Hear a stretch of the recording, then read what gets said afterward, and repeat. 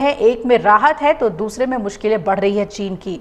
Trump ने कहा कि चीन ने दुनिया के बाजारों के प्रति सम्मान नहीं दिखाया। इसके मद्देनजर मैं अमेरिका की ओर से चीन पर लगाए गए टैरिफ को 125% तक बढ़ा रहा हूं, जो तत्काल यानी कि दो भिखारी जो दोनों डूबने की कगार पर हैं, आज लड़ रहे हैं कि तुझे पहले मैं डुबाऊंगा। अब ने चीन पर एक बार फिर से टैरिफ को बढ़ा दिया है। डोनाल्ड ट्रंप ने शी जिनपिंग को एक बड़ा झटका देते हुए एक बार फिर से टैरिफ में इजाफा किया है। टैरिफ को अब 125% तक कर दिया गया है। अभी काल प्रभाव से लागू होगा। उम्मीद है कि चीन भविष्य में इस बात को समझेगा कि वो अमेरिका और अन्य देशों से धोखाधड़ी नहीं कर सकता। ये 100% डिपेंडेंसी, ये वो चीजें जो घर घर में हर बच्चे से बच्चा इन चीजों को यूज करता है। अगर इतनी डिपेंडेंसी के बाद भी अमेरिका आंखें दिखा रहा है, 100% टैक्स लगा रहा है, चाइना को फर्क क्या पड़ता है? वो कहता है ठीक है, आप टैक्स लगा लीजिए। इस पर इस दौरान टैरिफ 10% तक घटा दिया है, जो कि तुरंत लागू होगा। अब इस मामले पर ध्यान देते हुए धन्यवाद। इसके साथ ही पूरी दुनिया का व्यापार युद्ध अब अमेरिका और चीन के बीच ही सिमटता हुआ दिख रहा है। कि चाइना और अमेरिका की लड़ाई में फायदा भारत को हो रहा है।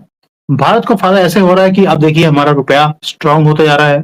स्टॉक मार्केट डाउन है, वो एक्सपेक्टेड था, पर ऐसा ऐसा ये भी रिकवर करना शुरू कर देगा बिकॉज हमारे फंडामेंटल्स वो स्ट्रांग है। दोस्तों, लेटेस्ट न्यूज पर इंडिया में आपका स्वागत है। दोस्तों, डोनाल्ड ट्रंप ने सभी देशों पर टैरिफ लगाकर दुनिया की अर्थव्यवस्था को हिलाकर रख दिया है, जिससे अंतर्राष्ट्रीय मंदी की आशंका और बढ़ गई है। बाजार में भारी मात्रा में एक्सपोर्ट्स पर इसका असर देखने को मिल रहा है। इसके बावजूद ट्रंप ने अपनी आक्रामक व्यापार नीति में किसी भी तरह की रोक लगाने से इनकार कर दिया है। दोस्तों, अमेरिका और चीन के बीच व्यापार युद्ध काफी लंबे समय से चल रहा है, जिसमें दोनों देश एक दूसरे पर टैरिफ लगाते आ रहे हैं और अमेरिका ने चीन पर 104% टैरिफ ठोककर एक प्रकार से ड्रैगन के खिलाफ आर्थिक युद्ध का ऐलान कर दिया है। जिसके बाद चीन ने अमेरिका के टैरिफ का करारा जवाब देते हुए अमेरिकी वस्तुओं पर टैरिफ बढ़ाकर 84% कर दिया है। दोस्तों, चीन के इस जवाबी एक्शन से ट्रंप भड़क चुके हैं और अब उन्होंने चीन पर 125% तक का भारी भरकम टैरिफ लगाने का ऐलान कर दिया है, जिसके बाद से अब ये टैरिफ युद्ध पूरी तरह से अमेरिका वर्सेस चीन हो चुका है।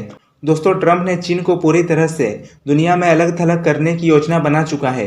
इसी के तहत बुधवार को वाशिंगटन डीसी ने सभी चीनी वस्तुओं की आयात पर 104% से बढ़ाकर 125% करने की घोषणा कर दी है। तो आइए दोस्तों, देखते हैं आज किया है।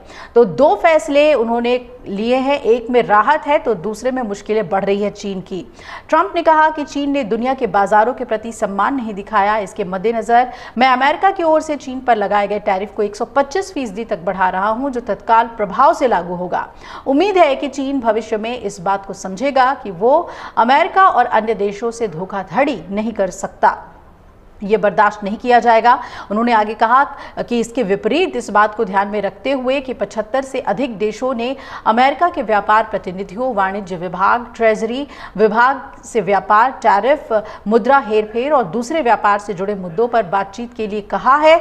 इन देशों ने मेरी सलाह को मानते हुए अमेरिका के खिलाफ कोई कार्रवाई नहीं की है, इसलिए मैंने इन पर 90 दिनों के लिए टैरिफ को बढ़ाने का फैसला रोक दिया है और इस दौरान टैरिफ 10% तक घटा दिया है, जो कि तुरंत लागू होगा। अब इस मामले पर ध्यान देते हुए धन्यवाद। इसके साथ ही पूरी दुनिया का व्यापार युद्ध अब अमेरिका और चीन के बीच ही सिमटता हुआ दिख रहा है। अमेरिका के अंदर डेमोक्रेसी है।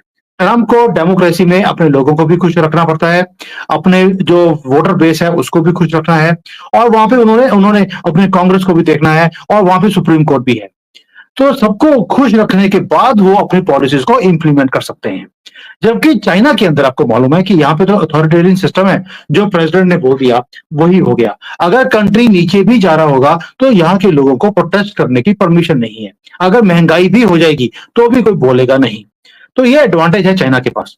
आपको लगता है कि America under the garb of democracy अपने लोगों को शांत रख सकते हैं, कंट्रोल कर सकते हैं ये सारी लड़ाई में, जहां पर अब अमेरिका में भी कीमतें बढ़ने वाली हैं, चाइना में तो ऑलरेडी कीमतें कम है, थोड़ी सी बढ़ भी जाएंगी, यहाँ फर्क नहीं पड़ने वाला।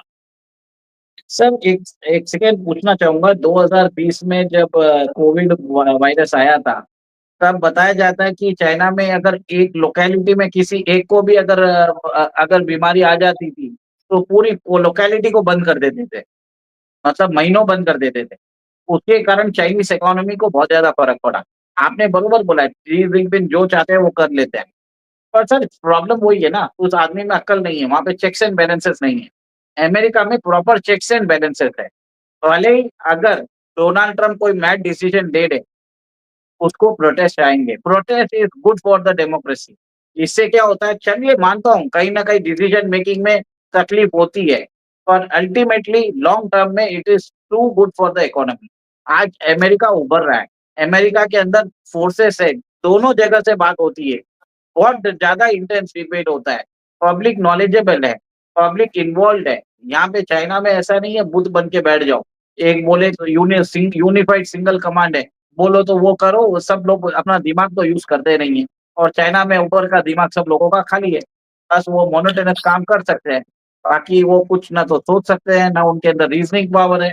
पर अमेरिका में मैं मानता हूँ कि वहां पे एक तरह से डेमोक्रेसी, एक्सेस डेमोक्रेसी है, और वो एक्सेस डेमोक्रेसी एक तरह से हार्म कर रही है अमेरिका को, खुद को, क्योंकि वहां पे वायलेंट प्रोटेस्ट हो रहे हैं। अब ऐसा है कि आपने देखा कि 2024 प्रेसिडेंशियल इलेक्शन में एक प्रेसिडेंशियल कैंडिडेट पे असैसिनेशन अटेम्प्ट हुआ है। सर कभी हुआ है और आज तक हमें नहीं मालूम पड़ा है कि किसने करवाया, और डोनाल्ड ट्रंप खुद अभी सत्ता में है और वो खुद भी नहीं पता लगा पा रहे।